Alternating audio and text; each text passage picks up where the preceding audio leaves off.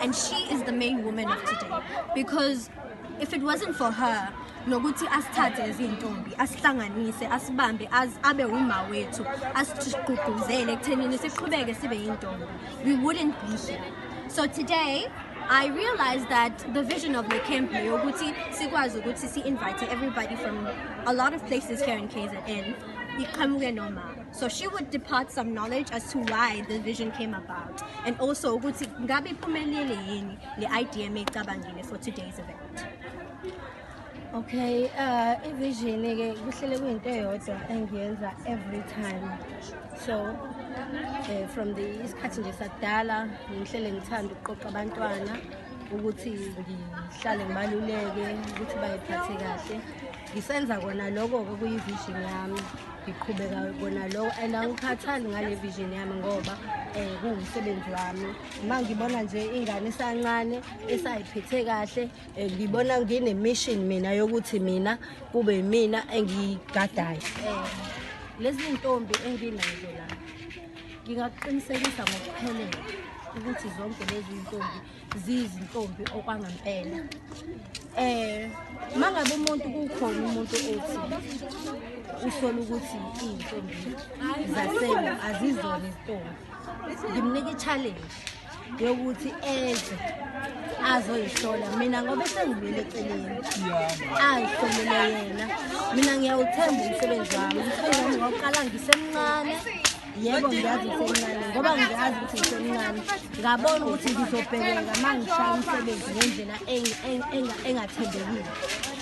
Angihlolisi ngemali, angifakwa imali emathangeni, angithengwa and uma ngikuthola ukuthi awuyona intombi ngidila nawe accordingly, ngeke ngisho-ke kumakhamera ukuthi ngidila kanjani nawe.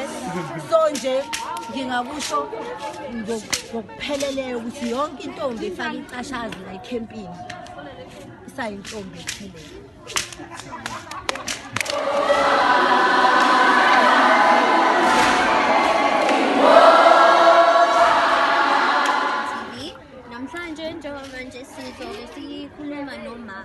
nomama bethu abazali abafikile kwicamp baphuma emakhaya bathi bafuna ukuyibona lento yeyintombi esiyenza today.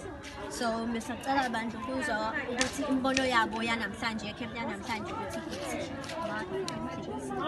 Sanibonani, igama Sibongile kaMkhize, umama kaEminathi Mkhize waseZisambo.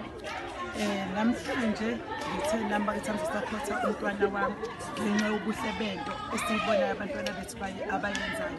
Sibonga nje uMama Ngobese ngendlela abaphatha ngayo abantwana bethu, and le camp ekade ikhona namhlanje ibiyinhle kakhulu. Sibona ubuhle bodwa ey'nganeni zethu, imfundiso yaMama Ngobese siyayibonga. Khuluma ngamazwi akho amahle. Mwana siyacela ukuthi kukhona okuhle okushoyo ngathi necamp.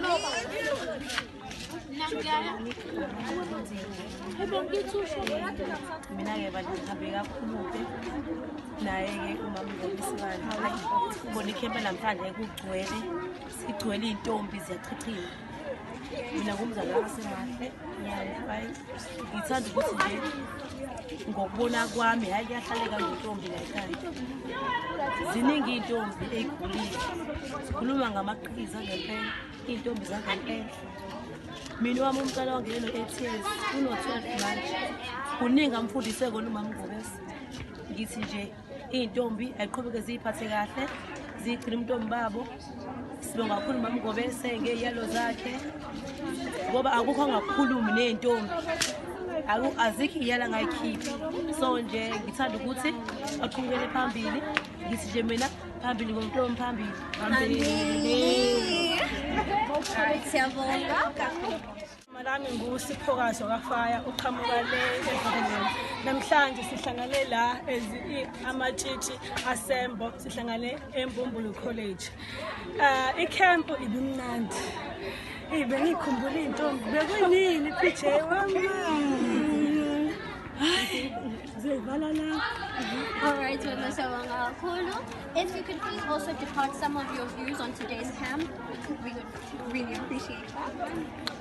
Sanibona, igama lami lokhulumayo u-Ayanda owakaZulu oqhamuka eMlazi ohlola khona la kuyintombi zasembo ehlolwa umama uNgobese. Eyi bafethu bekumnandi kakhulu namhlanje sienjoyile nje sasina kwamnandi. Bafethu ngakhohlwa ukuthi kuyahlaleka ngentombi niyabona nje ihlo ligcwele isiphongo amathathu kuyahlaleka kuyaphileka futhi abafana bayisa ndawo futhi nje uyahlala kahle umulalela umzali wakho nje uyigcine awufi ndawo sibadala sibangaka nje siyahlolwa akukho la silimala khona sikhala ngentombi. Thank you very much, love. So, if now you could please give us some parting words about uhambo lwakho as intombi and how did you enjoy today's event? Sanibona, igama lami Sisanda Wakashange, uma endaweni kuthiwa Felekisi. Size la eMbulu College sizohlanganela ezintombi. Kuningi esikufundayo, sifunda ukuthi uhlala kanjani njengentombi nokubaluleka kokuziphatha kahle uze ufike esigabeni okuhle ukuthi ungaphuma ngomshado. So siyafika la sizofunda okuningi kakhulu, siyayalwa ngazo zonke izinto ezenzakala emhlabeni. Futhi nginethemba lokuthi ukuba khona kweyintombi unomphumela omuhle kakhulu ngoba siyakwazi ukuyigcina. Futhi ngiyafisa ukuthi abantu abaningi bakwazi ukufunda ukuzigcina nokubaluleka kokuzigcina uzivikela ey'ntweni ey'ningi kakhulu. Beyimnandi camp kade ngayigcina iy'ntombi ngoba ngifundela kude. As Origin TV, we'd like to tell you, the viewers, that being a virgin is pure. And so, if you are, stick to it, girl, and you persevere. Chase after your dreams and then think about how you will use your virginity.